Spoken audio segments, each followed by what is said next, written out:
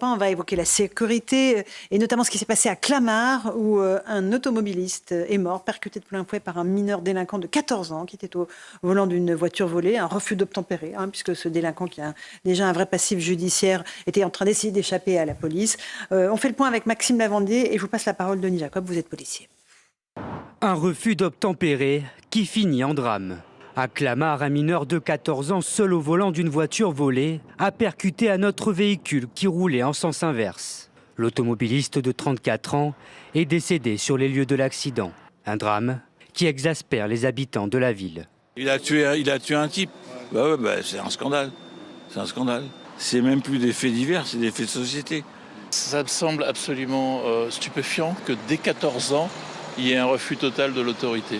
L'adolescent de 14 ans domicilié à Fresnes aurait refusé de se soumettre aux injonctions des policiers avant de prendre la fuite. Interpellé par les forces de l'ordre, le mineur blessé dans la collision a été placé en garde à vue. Le parquet de Créteil a ouvert une enquête pour recel de vol, refus d'obtempérer aggravé et homicide involontaire aggravé. Ce fait, qui met en cause un mineur de moins de 15 ans, ne surprend pas Claude Carillon, secrétaire départemental du syndicat Alliance Police. C'est quelque chose qui devient une norme. Des gamins de moins de 15 ans sont de plus en plus auteurs d'actes. Mais comme c'est des gamins, ils n'ont plus de limites. Il va y avoir, on a vu les rixes précédemment. Sur les rixes, ils sont armés de couteaux. Cet adolescent était déjà connu de la justice. En décembre dernier, le tribunal pour enfants de Créteil l'avait déclaré coupable de faits de vol avec violence et atteinte à l'intimité de la vie privée. Pour ces faits, il avait été placé sous contrôle judiciaire. Voilà pour Clamart. Denis Jacob, vous êtes policier. En réalité, les policiers n'osent plus intervenir sur les refus d'obtempérer, par peur de faire un accident. Là, on a un automobiliste qui a payé le prix de pour mes collègues sur le terrain, ça devient compliqué, surtout avec les antécédents qu'on a connus l'année dernière, les émeutes consécutives à ce qui s'est passé dans le cadre de l'affaire Naël. Donc, c'est compliqué pour les policiers. Je rappelle quand même qu'il y a près de 5 millions d'interventions de police en France chaque année, que sur ces 5 millions d'interventions, il n'y a eu, c'est peut-être toujours trop, mais il n'y a eu que 43 usages d'armes de service, notamment sur les refus d'obtempérer, et que la polémique qui ressurgit avec le projet de loi du député Vico sur la remise en cause de la loi de 2017 qui assouplit l'usage de l'arme démontre qu'il n'y a pas de sujet, puisque les policiers n'utilisent pas de manière abusive leur arme de service. Donc aujourd'hui, que faire ? Si on tire, on se retrouve dans la même situation que l'année dernière où un jeune peut se faire tuer et on va crier au scandale. Et je le dis. Vous entendez les cris d'indignation pour la mort de cet automobiliste? Non, on ne les entend pas. Mais je ne justifie pas. Et je ne justifierai jamais la mort de qui que ce soit. Mais quand on sait qu'il va porter atteinte à autrui, en l'occurrence, là, on a un monsieur de 30 ans qui s'est fait tuer parce que les collègues ont fait le choix d'une poursuite, mais de ne pas utiliser leur arme de service, ça pose débat. Et puis, il se pose le débat, une nouvelle fois, de cette délinquance des mineurs qui n'est pas traitée, avec un multirécidiviste de 14 ans qui était sous contrôle judiciaire. Il s'est soustrait au contrôle de police parce qu'il était au volant d'un véhicule volé, il faut quand même le dire. Enfin, c'est pas un petit ange à qui on avait affaire, c'est quand même un délinquant multirécidiviste. Et mes collègues, aujourd'hui, eh bien, ils font attention, parce que s'ils tirent, qu'est-ce qui se passe ? Ils sont en garde à vue, il y a l'enquête administrative, ils vont être en détention provisoire, donc ils vont plus prendre ce risque-là quand on voit que notre collègue à Nanterre a été mis en détention provisoire pendant 5 mois. Bien sûr. Geoffroy Lejeune, sur cette question de Clamart. Je pense qu'on ne s'improvise pas délinquant comme ce jeune homme de 14 ans, comme ça, en claquant des doigts. Il ne s'est pas réveillé un matin en disant « Tiens, aujourd'hui, je vais refuser d'obtempérer ». Il y a un parcours délinquant qui est évident, et en réalité, ça repose la question de la manière de stopper ça le plus vite possible. C'est-à-dire, et donc... Maurice Berger dit le pédopsychiatre dit à chaque fois qu'on lui pose la question qu'il faut sanctionner, même pas forcément très durement, le premier acte, mais pour éviter que l'engrenage arrive. Et si vous ne le faites pas, vous terminez avec un gamin de 14 ans qui décide. Souvenez-vous de cette image, c'était ailleurs, mais un gamin un jeune, on ne sait pas d'ailleurs quel âge il avait, qui fonçait en scooter sur un policier qui le renversait. certains politiques qui sont du détracteur feraient bien de prendre en compte ce que dit Maurice Berger. Ceux qui vilipendent sans arrêt l'action de la police. Mais qui viennent faire des patrouilles de nuit avec vous. Alors ça, je le dis, Laurence. Mais qu'ils aillent faire vie ma vie de policier. Alors ça, je souscris, c'est ce que je dis depuis des années, que ces politiques-là qui nous stigmatisent à longueur de journée en disant que la police tue, les violences policières, qui viennent un peu avec nous sur le terrain, voir ce que c'est que le travail de policier au quotidien, ce que l'on subit. Rappelez-nous leur nom. Catherine, oui, on sait tous de qui on parle. Ouais. Catherine, là-dessus, sur ce parcours de délinquance à 14 ans. Mais oui, mais quand on voit celui qui s'est évadé, qui a depuis la... Mohamed Amra. Mohamed Amra, depuis la maison d'Évreux, qui n'était d'ailleurs pas sécurisée, on voit bien qu'il était un petit ange très tôt, quoi, dès l'âge de 13 ou 14 ans, lui aussi. 11 ans. 11 ans même. Parcours 11 ans. Donc, vous voyez, j'en passe des années. Donc on voit bien que c'est tout à fait ce que dit M. Berger, c'est-à-dire que si on ne punit pas tout de suite, après c'est l'impunité totale et il n'y a plus de règles, il n'y a plus de morale, il n'y a plus rien, quoi.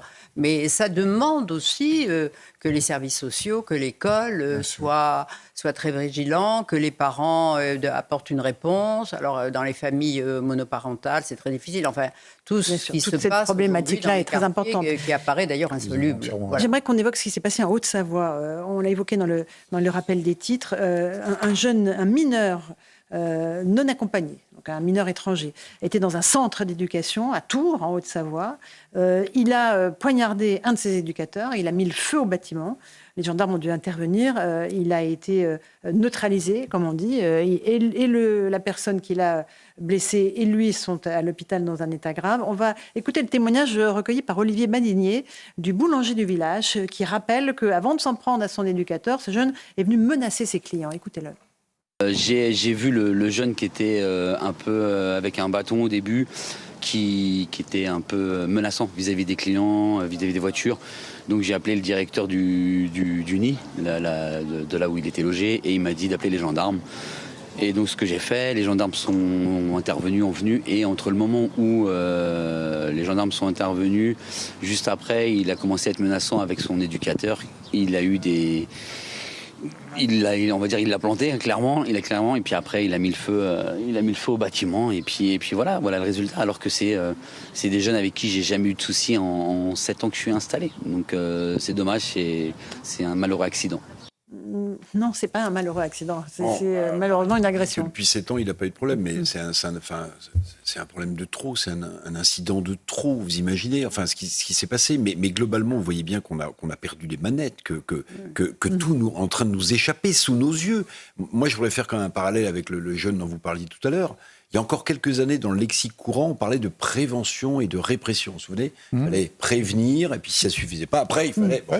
Aujourd'hui, qu'est-ce que vous voulez prévenir un gamin qui a 14 ans, qui est déjà multirécidiviste ? C'est donc trop tard. Trop tard. Donc, s'il n'y a pas de sanctions fortes et donc de répression judiciaire, ça n'ira, à mon sens, qu'en s'empirant. Et puis, pardon, quand on dit « Oh, ils ne savent pas ce que c'est que l'autorité », mais quand ils sont dans des réseaux de drogue, l'autorité du chef du réseau, du chauffeur, ils les respectent, parce que sinon, ils le payent de leur vie. Donc, il faut arrêter quand même. Je pense qu'on a fait preuve de trop de naïveté. Mettons la prévention de côté, parce que pour un gamin de 14 ans, c'est foutu, et regardons ce qu'il faut lui infliger le plus vite possible. Vincent, je vous vois dodeliner de la tête, là. Parce qu'on vit dans un pays où on sait, ça qui est extraordinaire, on s'est peu à peu habitué à l'idée que des enfants puissent être enrôlés dans des réseaux mafieux. C'est-à-dire qu'on trouve assez naturel qu'il y ait maintenant des chauffeurs, des gamins qui surveillent l'entrée du point de deal, de la cité, qui soient payés 100 € ou plus, 120. On trouve ça... C'est invraisemblable. C'est invraisemblable. Au pays de Gavroche et de Cosette, c'est un truc incroyable qu'on accepte que des enfants travaillent pour des réseaux mafieux. Criminel. Denis Jacob ? Oui, et la fermeté de la sanction pénale, elle est au cœur de tout. Je le disais tout à l'heure déjà, l'affaire d'Orange, c'est cette femme qui, pour un coup de klaxon, s'est fait agresser par une autre femme à coup de couteau. La condamnation, c'est 12 mois de prison, 8 avec sursis, 4 sous bracelet électronique. Donc quel message on envoie quand quelqu'un passe à un acte de tentative d'homicide volontaire, de se retrouver avec si peu de condamnations. Et on va nous suriner que les prisons sont pleines, qu'il n'y a plus de place et qu'il faut faire des peines alternatives. On s'en sortira jamais. Et sur cette affaire Parce que là, on est dans un Haute-Savoie. mineur étranger, dans un centre d'éducation, dans une petite ville à Tours, dans un cadre idyllique. Hein. Mais rappelez quand même, et c'est très important par rapport aux propos que j'ai eus par rapport à ce jeune à Clamart, c'est qu'avant que les gendarmes n'utilisent leur arme de service, ils ont essayé de le neutraliser avec le taser. Oui. Donc on n'est pas dans une démarche volontaire de tuer les gens. Et j'insiste bien, parce qu'à chaque fois, on nous fait passer pour des assassins, et donc c'est bien aussi de le rappeler. Geoffroy Lejeune.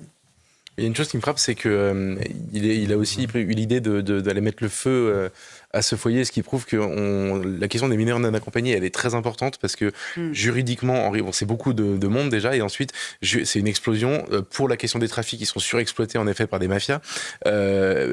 Juridiquement... Là, il est pris en charge par l'État français. Et voilà, il est mis dans une maison qui est absolument charmante, dans un petit village en Haute-Savoie, tout est idyllique. Il a un éducateur qui s'occupe de lui, donc il est en fait préservé d'énormément des problèmes des mineurs non accompagnés qu'on voit habituellement.